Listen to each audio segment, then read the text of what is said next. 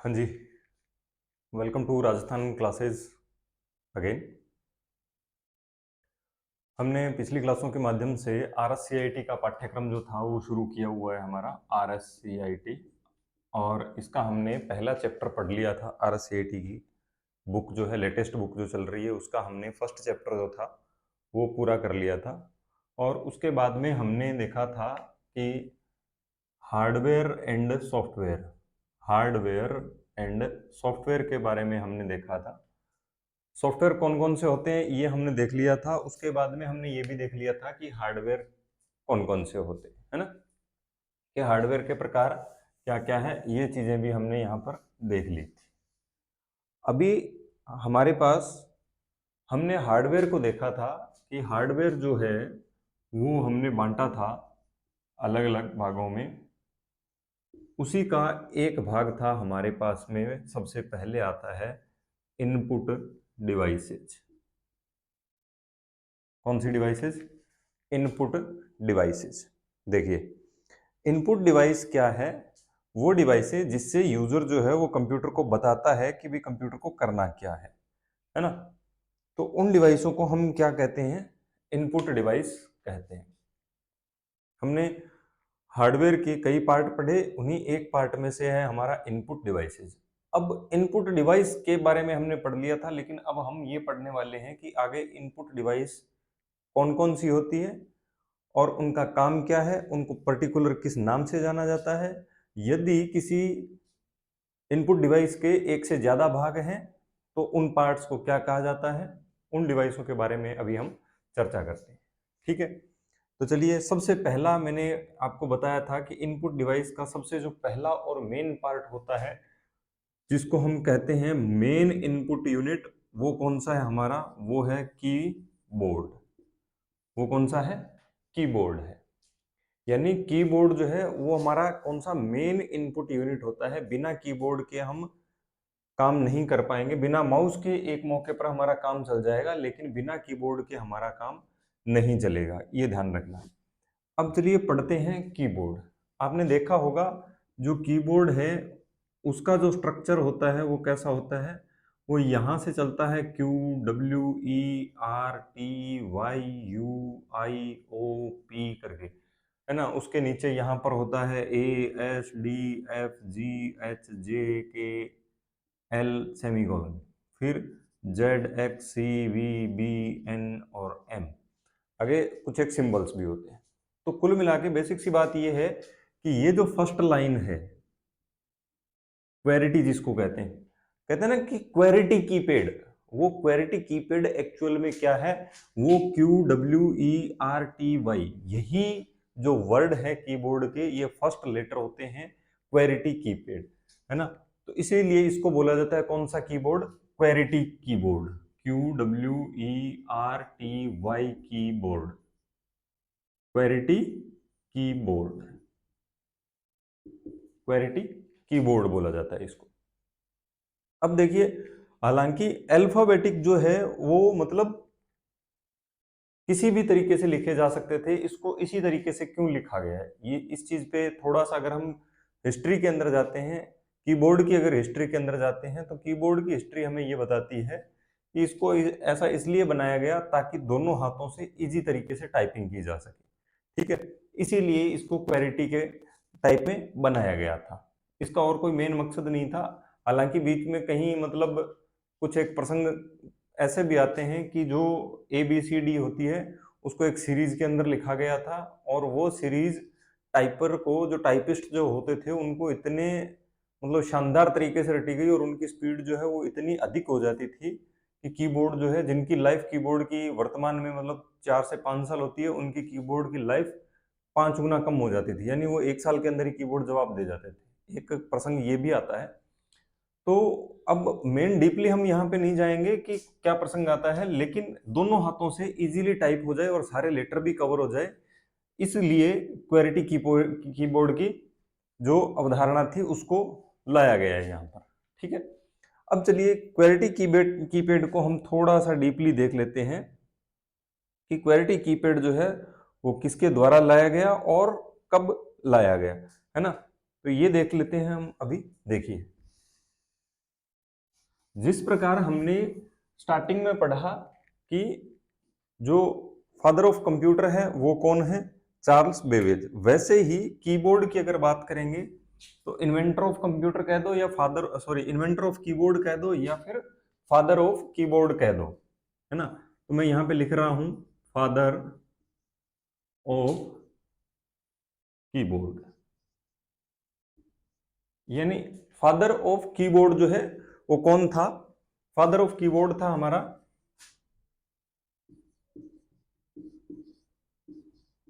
Christopher Latham Sholes. Father of keyboard, इसने क्या किया था, इसने मतलब क्वेलिटी कीपैड को इजाद किया था, और जो आज के कीबोर्ड हैं वो भी उसी अवधारणा पर हमारे काम कर रहे हैं, इसलिए इसको फादर ऑफ कीबोर्ड कहा जाता है। किसको, क्रिस्टोफर लेथम सोल्स को, Christopher Latham Sholes, Christopher Latham soul.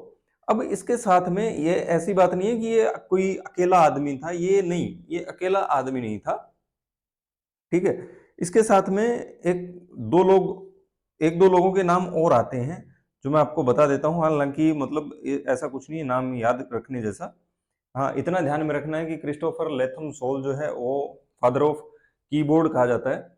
दूसरा नाम अगर आप लिखना चाहें तो वो लिख सकते हैं, एक है सैमुअल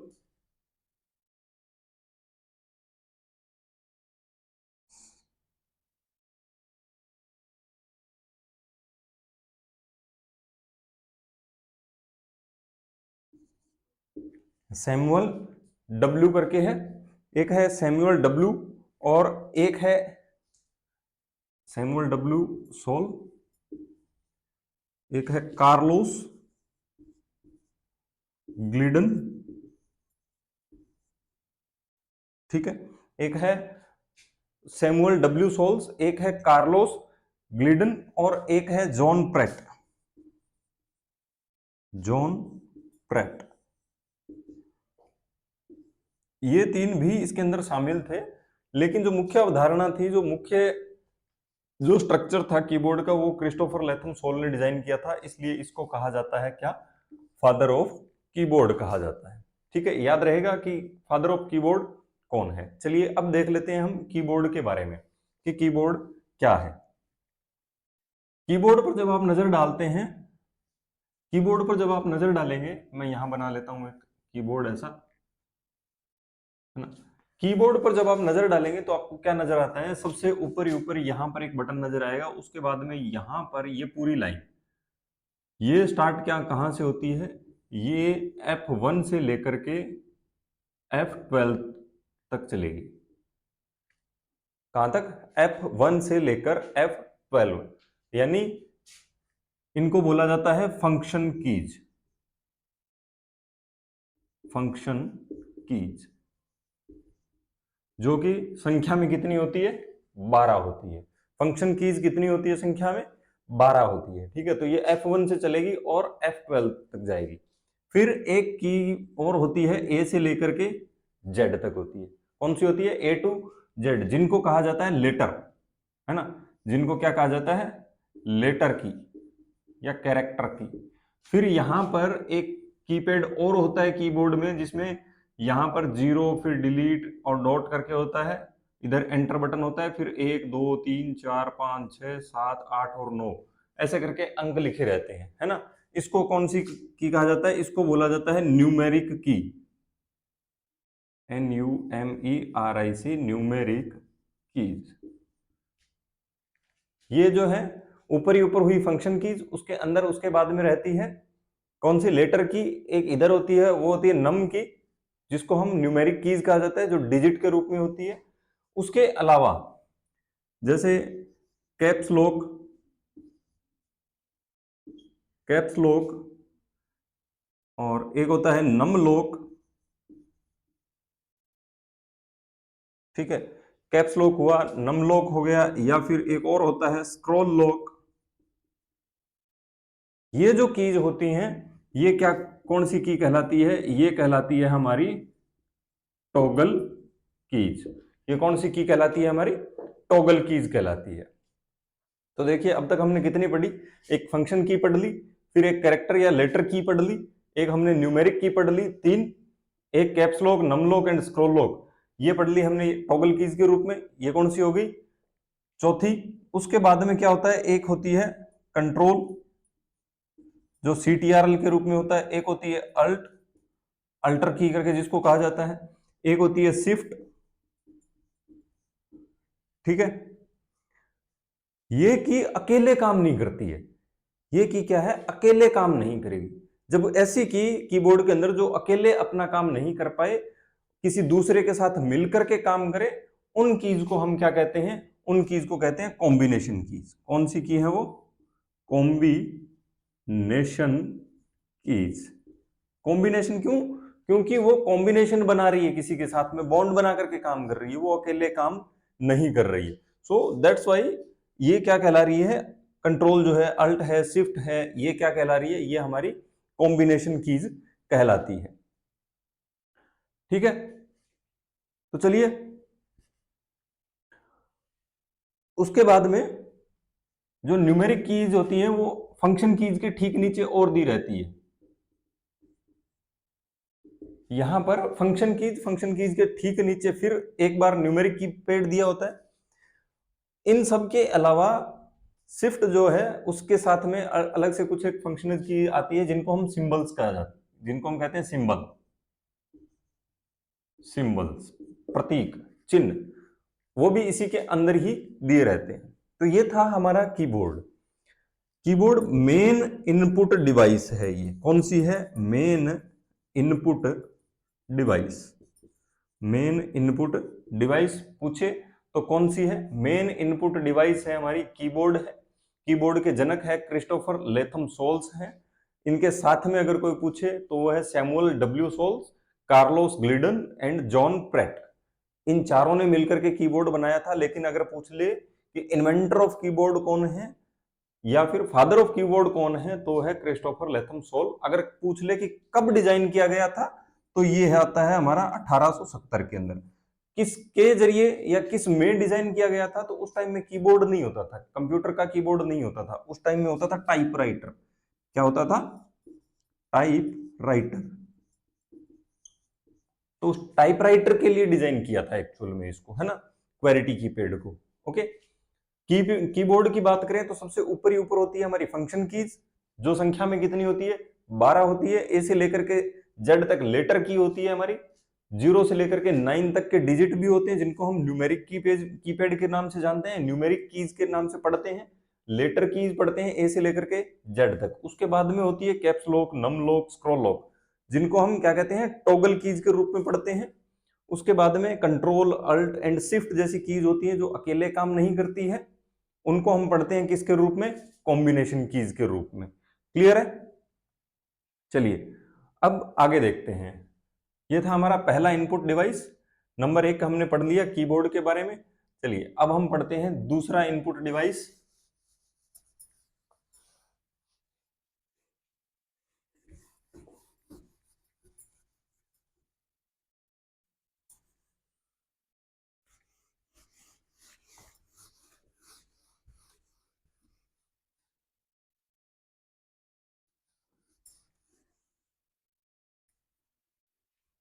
चलिए दूसरा इनपुट डिवाइस हम देखते हैं, जिनको हम जानते हैं पॉइंटिंग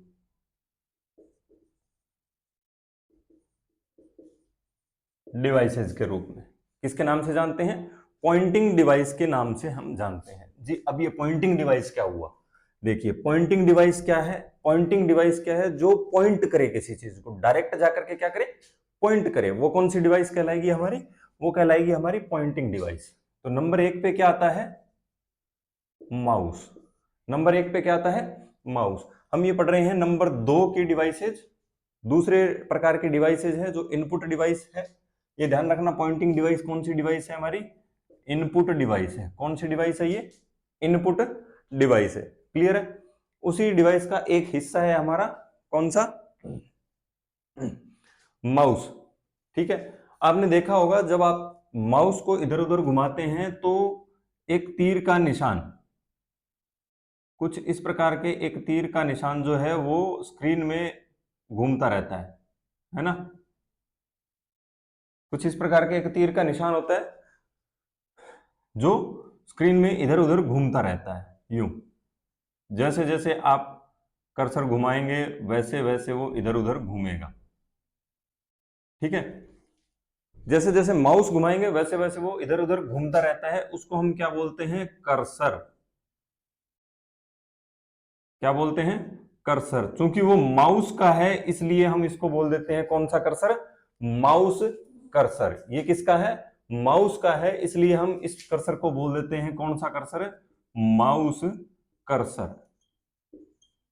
जब आप कीबोर्ड से कुछ टाइप करते हैं तब आपके सामने एक यूं लाइन जो है ऐसी वो ब्लिंक होती रहती है बार बार। बार बार जो लाइन ब्लिंक हो रही है वो भी कर्सर है, बट वो कर्सर कौन सा है? वो कीबोर्ड का कर्सर है। कौन सा कर्सर है वो कीबोर्ड का है।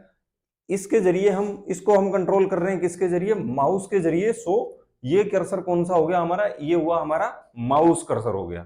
ठीक है, तो माउस है, चलिए पढ़ लेते हैं कि माउस जो है वो माउस कर्सर को कंट्रोल करता है। माउस कर्सर, माउस किसको कंट्रोल करेगा? माउस कर्सर को कंट्रोल करेगा। इससे पहले पढ़ लेते हैं, जैसे हमने देखा था कि फादर ऑफ कंप्यूटर है, फादर ऑफ कीबोर्ड है, उसी प्रकार फादर ऑफ माउस भी है। कौन है? Father of mouse. हालांकि ये जो फादर ऑफ माउस या फादर ऑफ कीबोर्ड, ये जो हिस्ट्री के से रिलेटेड क्वेश्चन है, ये बहुत रेयर पूछे जाते हैं, क्योंकि कंप्यूटर की हिस्ट्री जो है वो डिबेटेबल हिस्ट्री है। प्रॉपर जो है वो मतलब, क्योंकि किसी पर्टिकुलर अकेले व्यक्ति ने मिलकर के काम नहीं किया होता है, तो अगर हम किसी एक व्यक्ति को पूरा श्रेय देते हैं, जैसे कीबोर्ड का श्रेय हम किसी एक व्यक्ति को दे रहे हैं, तो इसका मतलब है कि उसके साथ की जो बाकी टीम है उसकी हम कहीं ना कहीं तौहीन कर रहे हैं। तो इसलिए ये थोड़ी सी डिबेटेबल हिस्ट्री है, लेकिन फिर भी हम देखते हैं कि जो फादर ऑफ माउस है वो कौन है? फादर ऑफ माउस हमारे हैं डगलस एंजलबर्ट है। कौन है? Douglas Engelbart. नाम लिख देता हूं मैं।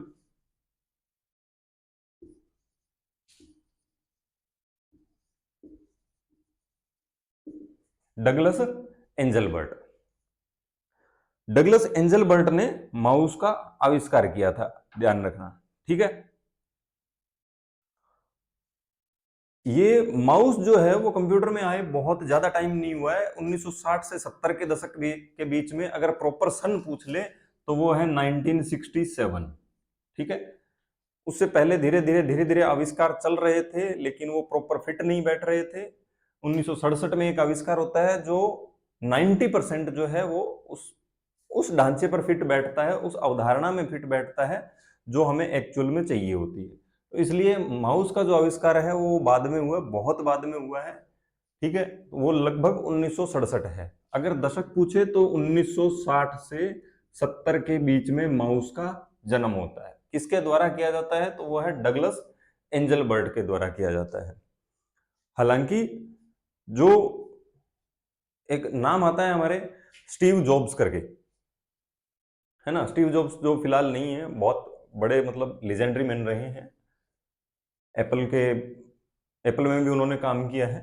अगर कहें कि प्रॉपरली जीयूआई के अंदर अगर किसी ने माउस की प्रॉपर अवधारणा का प्रतिपादन किया है तो उसके अंदर वर्तमान की जो अवधारणा देखें उसके अंदर इस सन के अंदर स्टीव जॉब्स का भी हाथ माना जाता है काफी हद तक। ठीक है, अब ये काम क्या आता है? एक तो माउस कर्सर कंट्रोल करता है, माउस कर्सर कंट्रोल करता है। पहली चीज कि वो क्या करता है? माउस कर्सर को, माउस है तो इसलिए वो अपने ही कर्सर को कंट्रोल करेगा, किसी दूसरे को कंट्रोल नहीं करेगा।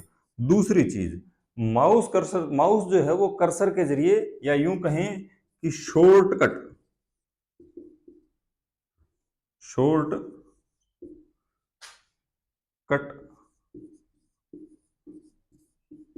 तरीके से काम करने के लिए, शॉर्टकट तरीके से कैसे? आप चाहें तो आप, जैसे आपको कोई भी फाइल ओपन करनी है, आप उसको ओपन कर सकते हैं कीबोर्ड के जरिए भी, लेकिन कीबोर्ड के जरिए आपको प्रॉपर रास्ता पार करके जाना पड़ेगा। यानी बीच में अगर 10 फाइलें और हैं तो आप कीबोर्ड की नेविगेशन कीज का यूज करके, मैं बताना भूल गया, कीबोर्ड में 4 नेविगेशन कीज भी होती है। एक ऊपर की तरफ होती है, एक इधर होती है, एक इधर भी होती है, और एक यहां पर फिक्स होती है नीचे की तरफ, जिनको नेविगेशन की बोला जाता है। ठीक है, तो हम नेविगेशन कीज का यूज करके हम उन 9 फाइलों को पार करेंगे, फिर 10वीं फाइल पे पहुंचेंगे। माउस कर्सर से हम क्या करेंगे, सभी को बाईपास करते हुए केवल 10वीं फाइल पर जाकर के क्लिक करेंगे, तो वो फाइल हमारी ओपन हो जाएगी। तो शॉर्टकट तरीके से काम करने के लिए भी हम कह सकते हैं कि माउस का यूज किया जाता है। ठीक है, दूसरा मेनली यूज हमारे जो आरसीआईटी लेवल पे अगर पूछे तो वो हम मेनली यूज कहाँ किया जाता है माउस का, कि हम माउस को कंट्रोल करना है या माउस से काम करना है, तो हम मोस्टली हम कहाँ पर काम करते हैं, उससे पेंटिंग से काम करते हैं। कहाँ पे काम करते हैं उसका, पेंटिंग में काम लेते हैं उसको। अब जो न्यू कमर्स हैं, बिगिनर हैं कंप्यूटर के, उनके लिए है कि आप सारा काम, केवल पेंटिंग नहीं, आप सारा काम ही जो कीबोर्ड से नहीं कर पाएंगे। ठीक है, तो इसलिए आप क्या करते हैं, क्योंकि कीबोर्ड के साथ फेमिलियर होना थोड़ा सा टफ काम है, इजी कार्य नहीं है कि आप कीबोर्ड के साथ में बहुत जल्दी फेमिलियर हो जाओ। तो उन चीजों से जब आप फेमिलियर नहीं होते हैं, तब आप किसका यूज करने लगते हैं, बहुत ज्यादा माउस का यूज करने लगते हैं। जब आप सारा काम ही माउस से करने लग जाएं, तब हमें यह लगने लगता है कि जो मेन इनपुट डिवाइस है हमारी, वो होती है माउस। बट नहीं, मेन इनपुट हमेशा कीबोर्ड ही रहेगी। ये क्लियर कर लेना अपने दिमाग में। ठीक है, तो mouse, father of mouse Douglas Engelbart है, 1967 में आविष्कार होता है। माउस कंट्रोल करता है माउस कर्सर को, शॉर्टकट तरीके से काम करने के लिए ये काम में आता है। इसी के साथ ये नंबर ए की डिवाइस मान लेते हैं। नंबर बी पे एक आती है जॉयस्टिक। कौन सी, जॉयस्टिक। ये भी एक प्रकार की इनपुट और पॉइंटिंग डिवाइस ही है हमारी। ये भी एक पॉइंटिंग डिवाइस ही है, पॉइंटिंग डिवाइस।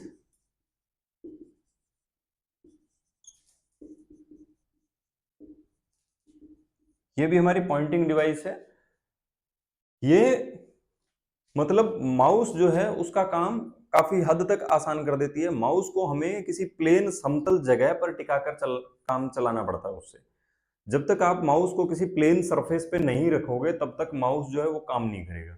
अभी वर्तमान में जो है वो लाइट सेंसर के आ रखे हैं, लाइट के माउस आ रखे हैं। पहले क्या होता था, माउस के नीचे एक बड़ी सी प्लास्टिक की गेंद लगी होती थी, बॉल लगी होती थी। ठीक है, उस बॉल, जब हम माउस को किसी प्लेन सरफेस पे रख करके घुमाते थे, तो वो बॉल इधर उधर नीचे से घूमती थी, और उसकी वजह से माउस का जो कर्सर है वो स्क्रीन के अंदर इधर उधर मूव करता था। लेकिन वर्तमान में वो सीधा लाइटिंग पे आ गया है, फोकस पे एक लाइट पड़ती है और उसके जरिए माउस कंट्रोल करता है। तो उसके लिए भी अपने को सरफेस नीचे प्लेन चाहिए होता है। आप उबड़ खाबड़ सतह के ऊपर आप माउस का यूज नहीं कर सकते। लेकिन जॉयस्टिक ने इस अवधारणा को बिल्कुल ही बदल दिया। जहां माउस के लिए, मतलब चलाने के लिए आपको जगह की जरूरत पड़ रही है, वहां की जॉयस्टिक के लिए आपको चलाने के लिए जगह की जरूरत नहीं है। जॉयस्टिक मतलब क्या करेंगे कि जॉयस्टिक जो है वो एक इस प्रकार का हैंडल रहेगा। अब आपको जो ये हैंडल है, ठीक इसी हैंडल से काम चलाना पड़ेगा। यानी आपको माउस को कहीं भी लेकर के जाना है, ये चारों तरफ 360 डिग्री मूव करता है। तो जो नीचे सतह है उसको एक जगह टिका करके रख दिया, और उसके बाद में आप जो हैंडल है उसको इधर उधर घुमा करके जॉयस्टिक से काम कर सकते हैं, और माउस का जो कर्सर है उसको आप कंट्रोल कर सकते हैं। उसके बाद में जो नंबर 3 पे आता है, वो आता है हमारा टच पैड। Touch pad. अब ये टच पैड क्या है, टच स्क्रीन सुना था, बट टच पैड क्या होता है। जब आप लैपटॉप चलाते हैं तो लैपटॉप के अंदर आपको अलग से माउस लगाने की जरूरत नहीं पड़ती है कि आप अलग से माउस लगा करके उसके साथ काम करें। आप केवल और केवल लैपटॉप से ही काम कर सकते हैं। वो भी कैसे कर सकते हैं, वो ऐसे कर सकते हैं कि माउस, लैपटॉप के अंदर एक छोटी सी, कीबोर्ड के ठीक जस्ट नीचे एक छोटी सी जगह दे रखी होती है। इतनी सी जगह दी होती है, कई कई कीबोर्ड, कई कई लैपटॉप में ज्यादा दे रखी होती है, वो थोड़ी सी ज्यादा होती है। इतनी सी जगह के अंदर आपको केवल हल्के हल्के हाथ से उस पर मूव करना रहता है। जैसे आप हल्के हाथ से उंगली को टच करते हुए मूव करोगे उस पैड को, वैसे वैसे आपका कर्सर कंट्रोल होता रहेगा। तो वो चीज कहलाती है हमारी टच पैड। तो टच पैड जो है वो मोस्टली हमारे लैपटॉप के अंदर आती है, ठीक है। एक होता है ट्रैक बॉल, यहीं पर लिख रहा हूं मैं, ट्रैक बॉल।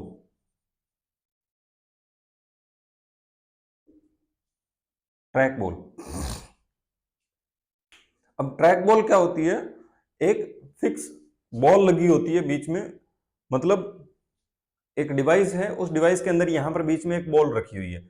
अब आपको जहां जहां माउस को घुमाना है, आप बॉल के ऊपर उंगली घुमाइए, वैसे वैसे बॉल मूव करती रहेगी, आप माउस को कंट्रोल करते रहेंगे। आप केवल कंट्रोल माउस कर्सर को ही कर सकते हैं इन पॉइंटिंग डिवाइस के जरिए।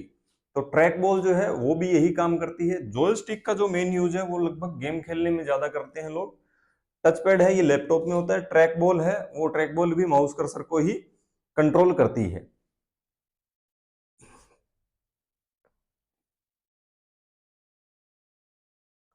ठीक है, ये थी हमारी पॉइंटिंग डिवाइसेस। अब पॉइंटिंग डिवाइसेस के बाद में आती है अदर, जो हमारी इनपुट डिवाइसेस है वो कौन कौन सी है वो भी मैं आपको बता देता हूं। चलिए देखते हैं कि अदर इनपुट डिवाइसेस हमारी कौन सी है।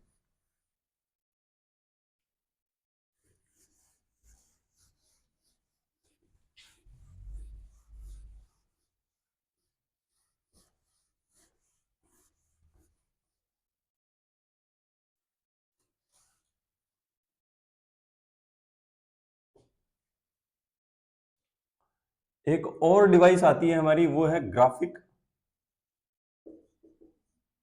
टेबलेट। ग्राफिक्स टेबलेट, अब ये ग्राफिक टेबलेट क्या काम करता है, एक सिंपल डिवाइस होती है, वो आप अपने कीबोर्ड, सॉरी कीबोर्ड नहीं, कंप्यूटर से टच करके अटैच करके आप उसको, और उस पर जो भी आप मतलब पेन के जरिए या लाइट पेन के जरिए जो भी आप लिखेंगे, तो वो जो माउस कर्सर है जहां पे आप जो भी टेक्स्ट लिखना चाह रहे हैं या जो भी आप पेंटिंग बनाना चाह रहे हैं, वो आप उस टच पैड के जरिए से बना सकते हैं। ये सॉरी ग्राफिक टेबलेट के जरिए से आप उसको बना सकते हैं, ठीक है। उसके बाद में अगला आता है हमारा स्कैनर। स्कैनर, अब जी ये स्कैनर क्या है? स्कैनर, हालांकि मैंने कल बताया भी था कि स्कैनर क्या है और किस काम में आता है स्कैनर हमारे। स्कैनर जो है वो मोस्टली काम में आता है हमारी जो भी हार्ड कॉपी डिवाइस होती है। मैंने बताया था कि एक किस प्रकार की डिवाइस होती है, सॉरी डिवाइस नहीं, जो आउटपुट है वो हमारा होता है एक सॉफ्ट कॉपी आउटपुट, एक होता है हमारा हार्ड कॉपी आउटपुट, ठीक है ना। जो सॉफ्ट कॉपी आउटपुट होता है, सॉफ्ट कॉपी आउटपुट, ये तो देता है हमें मॉनिटर, और एक होता है हमारा हार्ड कॉपी आउटपुट। तो जो हार्ड कॉपी आउटपुट होता है वो हमें देता है प्रिंटर। प्रिंटर ने जो छाप दिया वो तो छाप दिया ना, उसको तो हम चेंज नहीं कर सकते। प्रिंटर ने पेपर पे छाप दिया, मान लो कोई भी बुक पढ़ी है, अब उसको छाप दिया तो छाप दिया प्रिंटर ने, है ना। तो हम क्या करते हैं, एक स्कैनर है, स्कैनर का यूज करके हम क्या करते हैं, जो भी पेज होता है उस पेज को स्कैनर के शीशे के ऊपर रखते हैं, और वो उसकी इमेज बना करके, फोटो बना करके उसको कंप्यूटर के अंदर इंसर्ट कर देता है। तो ये भी हमारा एक इनपुट डिवाइस है। कौन? स्कैनर। काम क्या आता है कि हार्ड कॉपी को फोटो के माध्यम से कंप्यूटर में इनपुट करना, ठीक है। हार्ड कॉपी जो है या पेपर प्रिंटिंग किया हुआ जो भी पेपर है, उसको फोटो बना करके वो उसको क्या करेगा, कंप्यूटर के अंदर इनपुट दे देगा, ठीक है। स्कैनर के बाद में एक आता है मिडी डिवाइस हमारे, MIDI।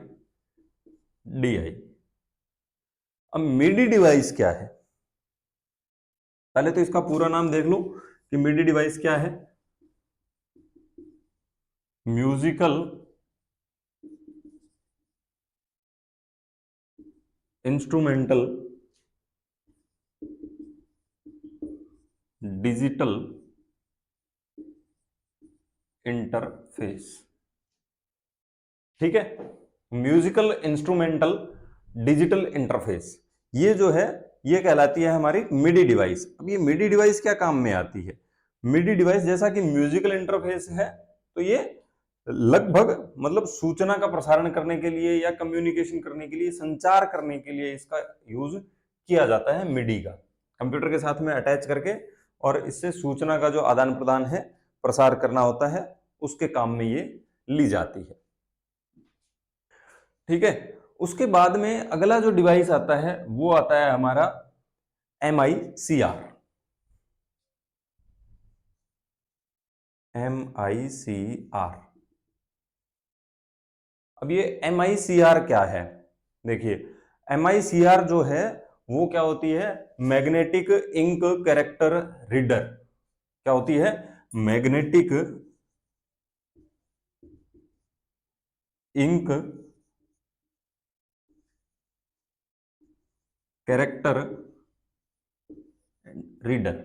Magnetic ink character reader. अब ये मैग्नेटिक इंक कैरेक्टर रीडर काम कहां आएगा कि ऐसी कौन सी इंक है जो मैग्नेटिक हो, है ना? इसका मेनली जो मैं बता देता हूं आपको, इसका जो मेन यूज होता है वो कहां पर होता है? इसका मेन यूज कहां होता है? बैंक में होता है। और बैंक में भी कहां पर होता है? बैंक में भी चेक पढ़ने के लिए होता है। कहां पर होता है? चेक पढ़ने के लिए होता है। तो ध्यान रखना, जो चेक होते हैं हमारे, उनमें MICR का यूज होता है, यानी मैग्नेटिक इंक का यूज होता है। उसमें कौन सी इंक है? मैग्नेटिक इंक होती है। कौन सी इंक होती है उसमें? मैग्नेटिक इंक होती है। अब मैग्नेटिक इंक से लिखा गया है वो चेक, उसमें कुछ एक नंबर होते हैं, स्पेसिफिक नंबर होते हैं, वो आपके मैग्नेटिक इंक से लिखे जाएंगे, और उस मैग्नेटिक इंक को पढ़ने के लिए special magnetic ink character reader बनाया गया था। ठीक है, तो ये भी क्या करता है? आपका जो चेक है, उस चेक के ऊपर जब डिवाइस को रखा जाता है, सामने किया जाता है, या उस डिवाइस के अंदर डाला जाता है, मैग्नेटिक MICR के अंदर जब डाला जाता है, तो उसकी जो भी सूचना होती है उसके ऊपर छपी होती है, वो उसको इनपुट कर देता है कंप्यूटर के अंदर। ठीक है, ये काम होता है किसका? MICR का। एक होता है OCR। क्या होता है? OCR, इसकी फुल फॉर्म क्या है? Optical mark reader. अब ये ऑप्टिकल मार्क रीडर क्या होता है? देखिए,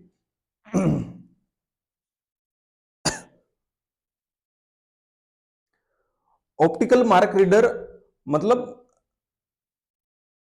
जो OCR है, सॉरी ऑप्टिकल मार्क नहीं है, ये OMR होगा। ऑप्टिकल मार्क रीडर जो है वो OMR होगा ना। एक OCR और होता है, वो मैं यहां लिख देता हूं, ये होता है ऑप्टिकल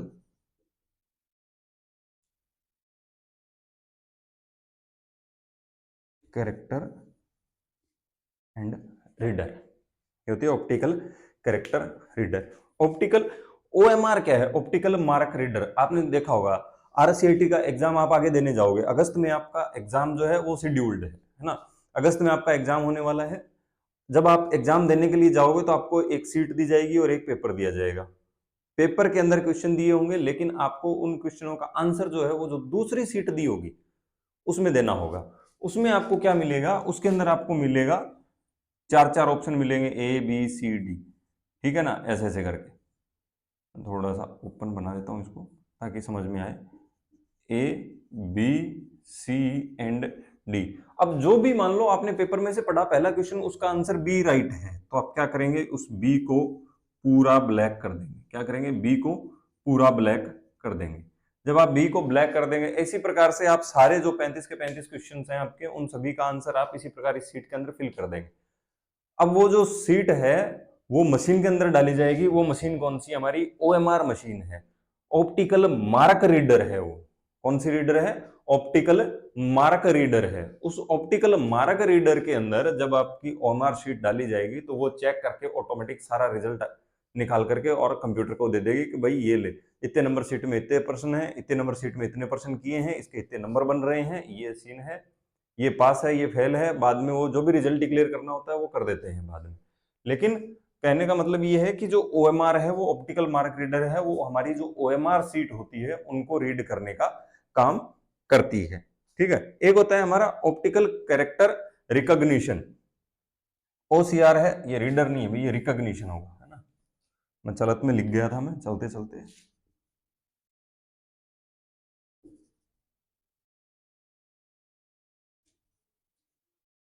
ऑप्टिकल कैरेक्टर रिकॉग्निशन। ये जो ऑप्टिकल कैरेक्टर रिकॉग्निशन है ये किस काम में आएगा, देखिए अब अगर आपने सीधा मार्क कर दिया मान लो, तब तो ये मार्क को पढ़ लेगा कि भाई ठीक है इसको मतलब ब्लैक किया गया है, पूरा मार्क किया गया है, तो ठीक है ये पढ़ लेगा। अब कुछ एक चीजें ऐसी होती है जिनको हमें कैरेक्टर्स पढ़ने पड़ते हैं। अगर आपका मार्क किया हुआ कोई चीज पढ़ना है तो हम ओमार करेंगे, लेकिन उसी के तहत अगर हमें कोई छोटी चीज पूरा कैरेक्टर पढ़ना है देन हम क्या करेंगे, ऑप्टिकल कैरेक्टर रिकॉग्निशन का यूज करेंगे। वो पूरे कैरेक्टर को पहचान करके बताएगा कि भाई हाँ ये डिवाइस है, ये कैरेक्टर है, ये लिखा हुआ है, ये किया गया है, ये है, ठीक है। इसी प्रकार में एक आती है एसआरडी करके आता है, एसआरडी यहां लिख देता हूं मैं, speech recognition device, speech recognition device. अब जो ये स्पीच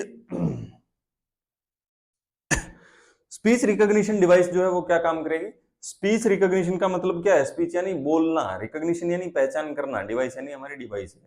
तो ये एसआरडी जो है वो किस काम में आएगी, जो हम जो बोल रहे हैं, हम जो बात कर रहे हैं उसको रिकॉर्ड करना और कंप्यूटर को इनपुट करना, ठीक है। यानी सीधे सीधे कहें कि ये एसआरडी जो है ये किस काम में आती है, जो भी हमें वॉइस इनपुट करना हो कंप्यूटर को, जो भी हमें वॉइस इनपुट करना हो कंप्यूटर को, ये उस काम में ली जाती है। अगला एक आता है हमारे पास में वेब कैम। अगला एक है हमारे पास में कौन सा, वेब कैम।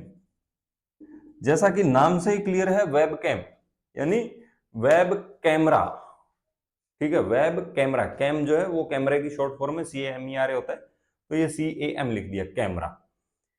वेब कैमरा क्या है, वेब कैमरा ये ठीक वैसा ही है जैसे मैं भी रिकॉर्ड कर रहा हूं कैमरे के जरिए, तो वो इनपुट ले रहा है और कंप्यूटर को दे रहा है और बाद में कंप्यूटर हमें आउटपुट दे रहा है। तो कैमरा एक ही टाइम पर पे, जो वेब कैम है वो एक ही टाइम पर इनपुट ले रहा है और उसी सेम टाइम पे कंप्यूटर के साथ जुड़ करके हमें आउटपुट दे रहा है। तो इस डिवाइस को केवल इनपुट में अगर क्वेश्चन आ जाए वेब कैम का, तो केवल इनपुट में अगर केवल वेब कैम दी हो और बाकी तीन जो डिवाइस है हमारी वो आउटपुट दे रखी हो, यानी मॉनिटर दे दिया, आउटपुट डिवाइस, निम्न में से कौन सा इनपुट डिवाइस का उदाहरण है। मान लो क्वेश्चन आता है कि निम्न में से कौन सा इनपुट डिवाइस का उदाहरण है, उसमें एक आ गया मॉनिटर, ठीक है, दूसरा आ गया प्रिंटर, तीसरा आ गया प्लॉटर, चौथा आ गया वेबकैम। तो आपको इनपुट डिवाइस वेबकैम करना है। लेकिन अगर यही क्वेश्चन घुमा के पूछ लिया जाए कि निम्न में से कौन सी डिवाइस आईओ डिवाइस है, यानी इनपुट आउटपुट डिवाइस है, उसमें एक दे दे कीबोर्ड, एक दे दे माउस, एक दे दे हमें वेबकैम, और मान लीजिए एक दे दे स्कैनर, तब यहाँ पे वेबकैम जो है वो आईओ डिवाइस माना जाएगा। तो वो अकॉर्डिंग टू क्वेश्चन है, उसको थोड़ा सा आप मतलब माइंडली थोड़ा सा लगा लेना, उसको थोड़ा सा पढ़ लेना, गौर से पढ़ना। तो ऐसी कोई बड़ी बात नहीं है। वेबकैम अगर अकेला दिया है तो वेबकैम इनपुट डिवाइस है, अगर इनपुट आउटपुट डिवाइस पूछ ले तो फिर वेबकैम को ऑप्शन में दिया रहेगा ये, ठीक है। तो ये थी हमारी आज की इनपुट डिवाइसेज। मिलते हैं अगली क्लास में आउटपुट डिवाइसेज के साथ में, तब तक के लिए जय हिंद।